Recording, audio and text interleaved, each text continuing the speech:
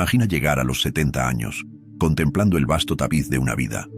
Muchos evocan oportunidades de negocio perdidas, amores no confesados o viajes nunca emprendidos. Pero, ¿y si el arrepentimiento más punzante, aquel que resuena con una claridad desoladora en el silencio de la experiencia acumulada, no versara tanto sobre lo que no se hizo, sino sobre quién no se llegó a ser? Filósofos estoicos como Séneca y Marco Aurelio nos advirtieron sobre la fugacidad del tiempo y la importancia de la virtud. Pero fue Arthur Schopenhauer, con su mirada a menudo sombría pero increíblemente lúcida sobre la condición humana, quien señaló una herida particular, un vacío existencial que se instala cuando la existencia se desvía de una esencia fundamental. ¿Qué oscuro mecanismo interno, quizás explorado por Carl Jung en las profundidades de la psique, nos induce a ignorar esta brújula interior hasta que el crepúsculo de la vida parece inminente? Existe una clave, sugerida por este profundo pensador alemán, no para alcanzar una felicidad efímera, sino para eludir esa angustia final, esa constatación tardía de un potencial vital malogrado. La experiencia del arrepentimiento es una sombra que se cierne sobre el recuento final de nuestros días, una compañera a menudo silenciosa durante la juventud, pero que puede volverse ensordecedora con el paso de los años. Es crucial distinguir entre los remordimientos pasajeros por errores puntuales, aquellos que nos enseñan y nos permiten ajustar el rumbo, y ese arrepentimiento profundo, casi ontológico, que tiñe la totalidad de la existencia percibida. Este último no se refiere a un acto aislado, sino a una trayectoria vital que, en retrospectiva, se siente ajena, como si hubiéramos vivido la vida de otro, o peor aún, ninguna vida en absoluto, solo una sucesión de reacciones a estímulos externos, sin una dirección interna auténtica que la guiara.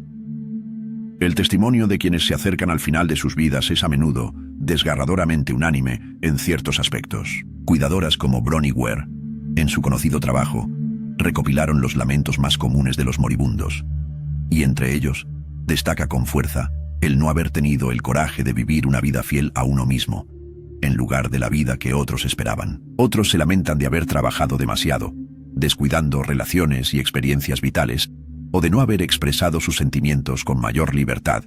Estos ecos de vidas no plenamente vividas resuenan como una advertencia para quienes aún tienen tiempo de escuchar y, más importante, de actuar en consecuencia para evitar dichas aflicciones futuras. Pero, ¿por qué estos arrepentimientos emergen con una fuerza tan avasalladora precisamente en la madurez tardía, cuando las fuerzas físicas y las oportunidades parecen disminuir?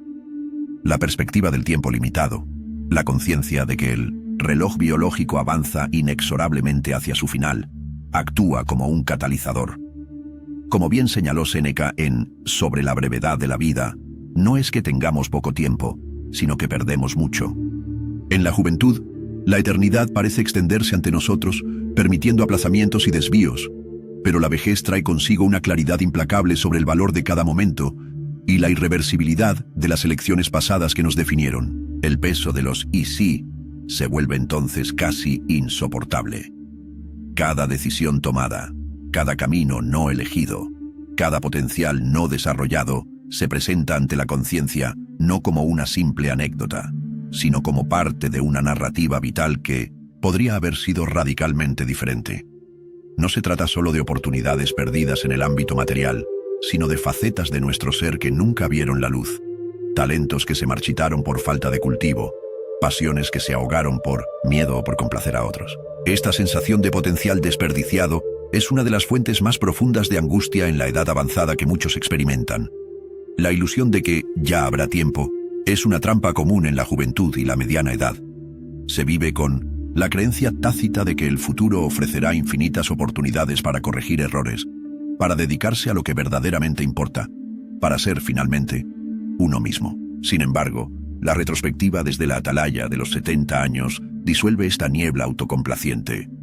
Las presiones sociales, las expectativas familiares, la búsqueda de seguridad o estatus a menudo nos desvían sutilmente de nuestra brújula interna, acumulando pequeños compromisos que, sumados, construyen una vida que no nos representa del todo, o en absoluto para el caso que nos toca. Es aquí donde nos adentramos en un terreno más profundo, más allá de los arrepentimientos comunes, por acciones u omisiones específicas.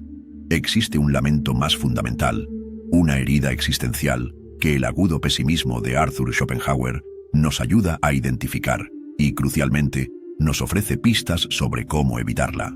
No se trata simplemente de no haber viajado más o de no haber aprendido a tocar un instrumento, sino de algo que cala hasta los huesos del ser. Una constatación de haber fallado en la tarea más esencial de todas, la de ser quien uno estaba, destinado a ser por su propia naturaleza inherente. Para Schopenhauer, cuya filosofía gira en torno al concepto de una voluntad ciega e insaciable que rige el universo y genera sufrimiento, la vida humana es un campo de batalla constante. Sin embargo, entre sus reflexiones sobre el dolor y la búsqueda de una existencia menos penosa, emerge una idea poderosa sobre el arrepentimiento. No es el dolor físico ni la pérdida material lo que, en última instancia, define la miseria de una vida malograda, sino la conciencia tardía de no haber desarrollado y expresado la propia individualidad, de haber vivido una vida que no era la nuestra en un sentido profundo y personal para nuestro propio yo.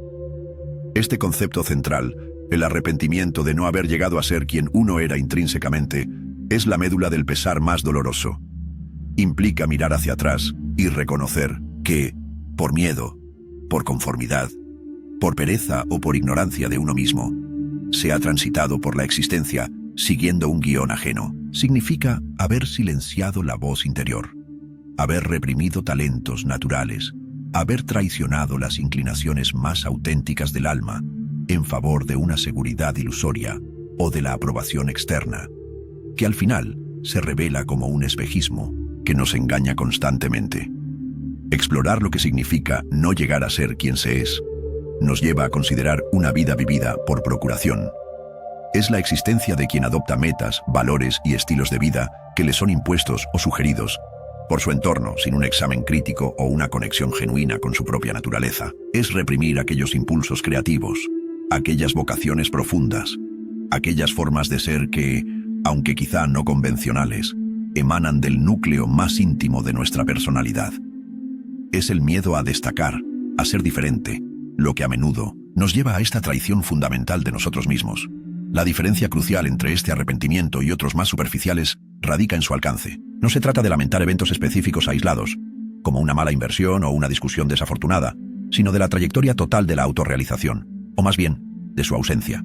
Es la sensación de haber errado no en un acto, sino en el ser, de haber vivido una vida fundamentalmente inauténtica, donde las acciones externas no se correspondían con las verdades internas, generando una disonancia crónica que solo se hace plenamente consciente cuando ya queda poco tiempo para rectificar el gran camino. Esta traición fundamental a uno mismo, este no haber cultivado el jardín interior permitiendo que las malas hierbas de la conformidad y el miedo ahogaran las flores de la individualidad, genera un vacío profundo y persistente.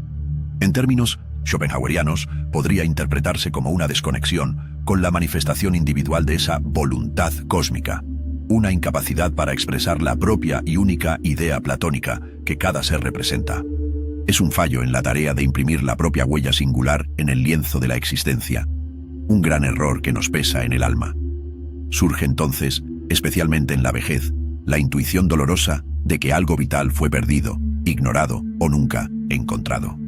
No es una nostalgia por un pasado idealizado, sino el reconocimiento de una ausencia presente, la falta de una melodía que debería haber sonado y nunca lo hizo. Esta melancolía persistente trasciende las falencias puntuales y se instala como un telón de fondo sombrío en la evaluación final de la propia vida, un recordatorio constante de que se pudo haber vivido de otra manera, una forma más plena y verdadera que la que se eligió. Desde la perspectiva de Carl Gustav Jung, este fracaso en la autorrealización se relaciona directamente con el concepto de individuación. Para Jung, la individuación es el proceso psicológico mediante el cual un ser humano se convierte en un individuo, es decir, una unidad separada, indivisible, un todo. Es el desarrollo pleno del self, la totalidad de la psique, consciente e inconsciente. Fallar en este proceso, o no emprenderlo seriamente, es precisamente lo que conduce a esa sensación de vida no vivida, de potencial no realizado, que tanto pesa en los anales del tiempo. La persona junguiana, esa máscara social que todos adoptamos para interactuar con el mundo y cumplir con sus expectativas, juega un papel crucial aquí.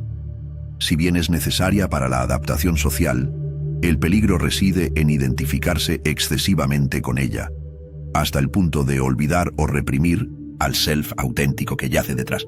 Cuando la persona se vuelve rígida y la vida se vive exclusivamente para mantener esa fachada, el núcleo verdadero del individuo se atrofia, generando una profunda alienación interna que es fuente de mucho sufrimiento. Las presiones sociales y el condicionamiento cultural ejercen una influencia poderosa desde la más tierna infancia.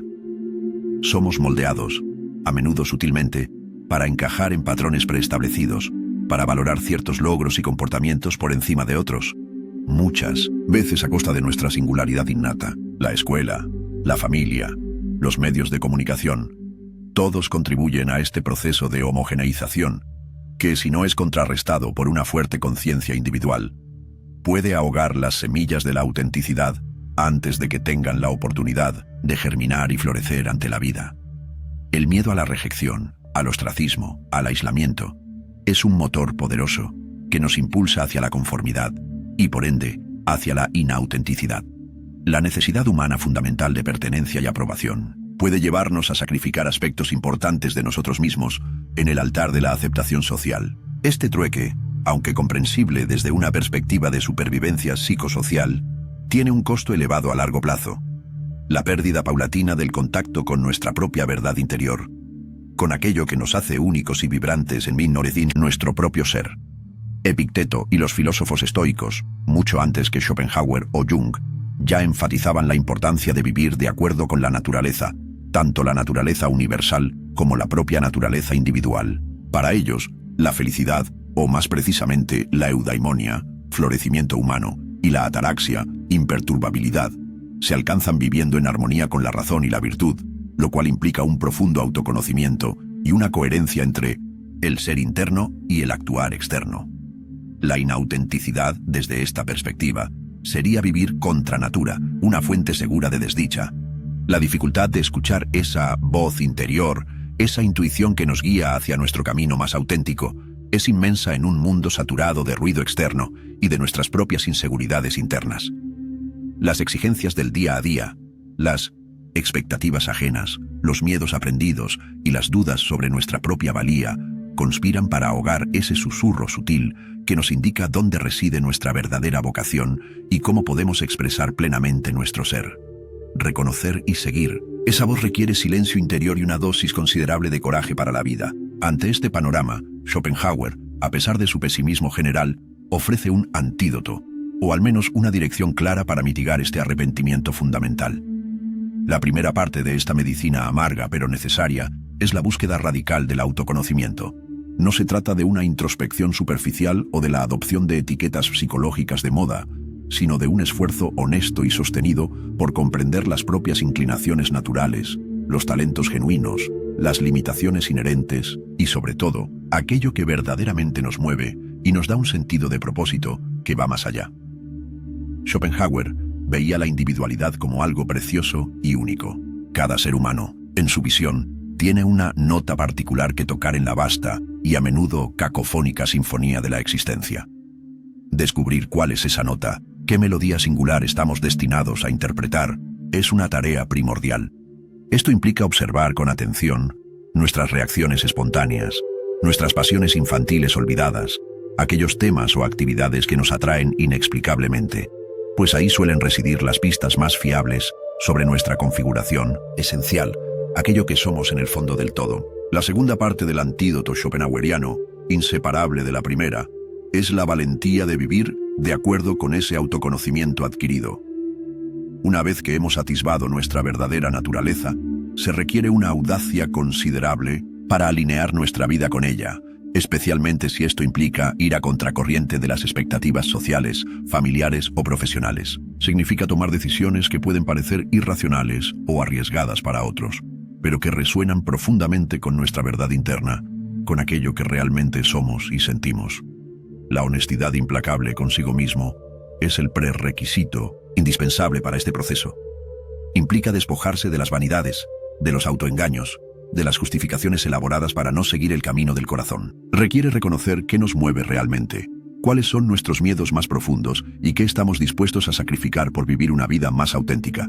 Esta honestidad puede ser dolorosa al principio, al confrontarnos con nuestras propias contradicciones y cobardías, pero es liberadora a largo plazo para la vida que soñamos. Es importante entender la relación de esta autenticidad con el sufrimiento. Schopenhauer no promete una felicidad fácil ni la ausencia de dolor, pues considera el sufrimiento como inherente a la existencia impulsada por la bondad. Sin embargo, vivir auténticamente de acuerdo con la propia naturaleza minimiza un tipo específico de sufrimiento, quizás el más corrosivo de todos, el sufrimiento que emana de una vida no vivida, de un potencial traicionado, de la constante disonancia entre lo que somos y lo que pretendemos ser ante el mundo que nos rodea. Así, la autenticidad, ese vivir conforme al propio ser descubierto a través del autoconocimiento y la acción valiente, se convierte en un camino, si no hacia la felicidad utópica, sí hacia una mayor paz interior, una forma de ataraxia estoica. Al reducir la fricción interna entre nuestra esencia y nuestra existencia, al alinear nuestros actos con nuestros valores más profundos, disminuimos la angustia existencial y encontramos un tipo de serenidad que no depende de las circunstancias externas, sino de la coherencia interna de una vida bien orientada. Viktor Frankl, psiquiatra y superviviente del Holocausto, desarrolló la logoterapia, centrada en la búsqueda de sentido, como la principal fuerza motivadora en los seres humanos. Desde esta perspectiva, la autenticidad, el vivir conforme a los propios valores y expresar los talentos únicos, se convierte en una fuente primordial de sentido personal. Cuando una persona vive una vida que siente como genuinamente suya, conectada con lo que considera importante, experimenta una plenitud que trasciende el placer momentáneo o el éxito material, llegando al fondo. La falta de autenticidad, por el contrario, puede conducir directamente al vacío existencial descrito por Frankl. Esta sensación de futilidad, de que la vida carece de propósito, a menudo surge cuando se han reprimido las verdaderas inclinaciones y se ha vivido persiguiendo metas impuestas o superficiales. La frustración de la voluntad de sentido es una de las neurosis más comunes de nuestro tiempo, y su antídoto reside, en gran medida, en el coraje de ser uno mismo, de escuchar y responder a la llamada interior de nuestro espíritu. Marco Aurelio, el emperador filósofo, nos habla en sus Meditaciones del daimon interior, ese genio o espíritu guardián que reside en cada uno de nosotros. Para él, el deber supremo del ser humano es vivir en armonía con este daimon, es decir, con nuestra naturaleza más elevada y racional, con nuestra conciencia. Descuidar esta guía interna, actuar en contra de nuestros principios más profundos, es la fuente de la infelicidad y del remordimiento. Es una traición a lo más divino que hay en nosotros para nuestra vida. Séneca, otro gran estoico, insistía en la importancia de la autosuficiencia y de no depender de la opinión ajena para validar el propio valor o el camino elegido. La verdadera libertad, enseñaba, reside en la capacidad de ser fiel a uno mismo, independientemente de las modas, las presiones sociales o los juicios de los demás. Aquel que busca la aprobación externa como principal motor de sus acciones, se convierte en esclavo de múltiples amos, perdiendo el rumbo de su propia vida y la tranquilidad de su alma. El peligro de la tiranía de las masas, o la rebelión de las masas, como la describieron pensadores como John Stuart Mill u Ortega y Gasset, es siempre presente. La presión hacia la conformidad, hacia el pensamiento único, hacia la anulación de la individualidad en favor de un colectivo anónimo, es una amenaza constante para la vida auténtica. Cultivar un fuerte sentido de sí mismo, una brújula interna bien calibrada, es esencial para no ser engullido por la mediocridad y la inautenticidad que a menudo caracterizan al comportamiento gregario de los demás. Vemos así una notable convergencia en la sabiduría de grandes pensadores a lo largo de la historia, desde los estoicos griegos y romanos hasta los existencialistas modernos, pasando por la penetrante visión de Schopenhauer y las profundidades de la psicología de Jung. Todos ellos, desde sus diversas perspectivas y con sus distintos lenguajes, apuntan hacia la vida auténtica, la fidelidad a la propia naturaleza y la expresión de la individualidad como elementos fundamentales para una existencia plena, significativa y, sobre todo, con menos arrepentimientos profundos al final del camino. Pero ¿cómo podemos identificar si en este preciso momento nos estamos desviando de ese camino de autenticidad, sembrando sin saberlo las semillas de futuros lamentos? Un primer signo de alerta es un sentimiento persistente de vacío, aburrimiento o apatía, incluso en medio de aparentes éxitos externos.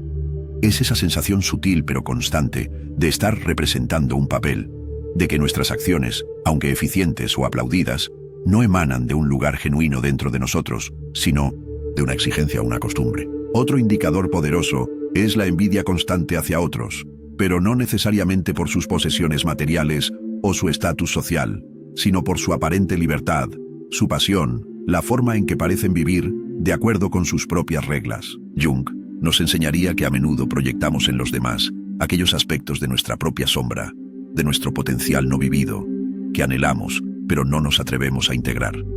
Esa envidia es una señal de que algo en nosotros clama por ser expresado y vivido en el mundo.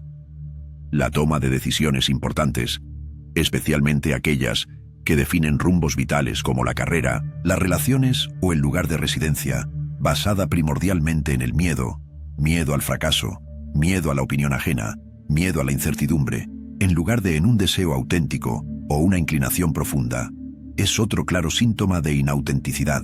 Cuando el miedo se convierte en el principal consejero, es casi seguro que nos estamos alejando de nuestro verdadero norte, de aquello que realmente nos importa. Una dificultad crónica para decir no, para establecer límites saludables, también puede ser un indicio.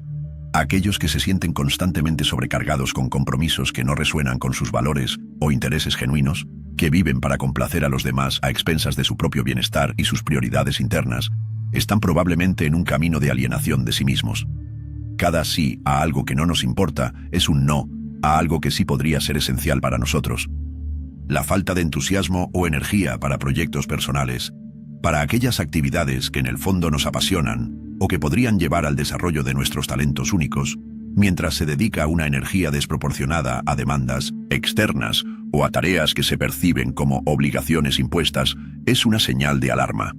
Esta desconexión entre dónde invertimos nuestra energía vital y dónde reside nuestra verdadera pasión es un claro indicador de que no estamos viviendo nuestra propia vida con intensidad. Finalmente, la procrastinación crónica, especialmente en aquellas áreas que podrían conducir a un crecimiento personal significativo o a la expresión de talentos singulares, puede ser una forma de autosabotaje, impulsada por el miedo a enfrentar nuestra propia grandeza o el miedo al juicio ajeno si nos atrevemos a ser diferentes. Aplazar indefinidamente aquello que sentimos que deberíamos o querríamos hacer por nosotros mismos es un síntoma de que la inercia de la inautenticidad nos tiene atrapados en su red. Entonces, ¿qué pasos prácticos, inspirados en la sabiduría de Schopenhauer y otros pensadores, podemos comenzar a dar hoy mismo para evitar ese doloroso arrepentimiento en el futuro? El primero y más fundamental es dedicar tiempo regular y de calidad a la introspección honesta. Esto puede tomar la forma de llevar un diario personal, practicar la meditación silenciosa o simplemente sentarse a solas y hacerse preguntas difíciles. ¿Qué es lo que realmente quiero de la vida? ¿Qué actividades me hacen sentir verdaderamente vivo y conectado? ¿Qué miedos me están frenando? Una vez que empezamos a tener algunas respuestas, por tentativas que sean, el siguiente paso es identificar nuestros valores fundamentales. ¿Qué principios son irrenunciables para nosotros? ¿Qué cualidades admiramos y deseamos cultivar en nuestra propia vida? Luego, es crucial verificar con honestidad si nuestras acciones diarias, nuestras decisiones grandes y pequeñas, están alineadas con esos valores. Si descubrimos una desconexión significativa, es imperativo comenzar a corregir el curso, introduciendo pequeños cambios que nos acerquen a la coherencia interna. Es vital permitirse experimentar y explorar. Muchas veces, nuestra verdadera naturaleza o nuestros talentos ocultos solo se revelan a través de la prueba y el error, a través de la osadía de intentar nuevos caminos, de aprender nuevas habilidades, de sumergirse en hobbies o intereses que nos llaman la atención, incluso si parecen fuera de nuestro personaje habitual o imprácticos, desde una perspectiva puramente utilitaria. La curiosidad y la apertura a la experiencia son aliadas fundamentales en el viaje hacia la autenticidad que nos lleva al éxito. Cultivar la valentía de ser diferente es otro paso esencial. Aceptar que vivir auténticamente puede, en ocasiones, generar fricción con las expectativas sociales, familiares o de nuestro círculo cercano es parte del precio.